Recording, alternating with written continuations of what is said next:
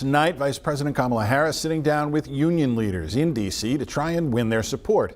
The Teamsters Union says a presidential endorsement could come as soon as Wednesday. The group traditionally supports Democrats, but that's not a guarantee this time around. Nicole Skanga has more details on the fight for the White House as former President Donald Trump continues his focus on immigration. Vice President Kamala Harris visited the Teamsters headquarters on Capitol Hill to try to win the union's endorsement. When there's two contenders in a fight, a lot of the focus will be on what the other person hasn't done and what they're going to do. So there was a lot of conversation like that. The Teamsters, who traditionally support Democrats, have not yet endorsed a presidential candidate this year.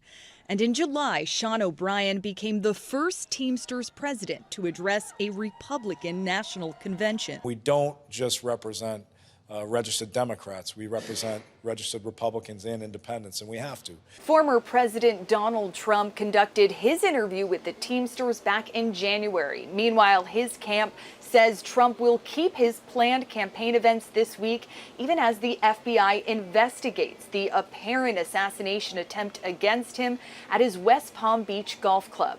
The Trump campaign is also working to set up a trip to Springfield, Ohio, the city where he falsely accused immigrants of eating pets.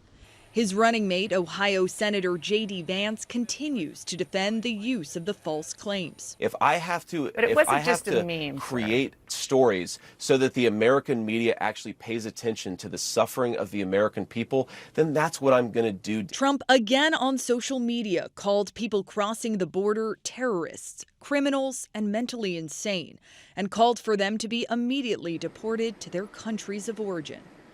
Nicole Skanga, CBS News, the White House.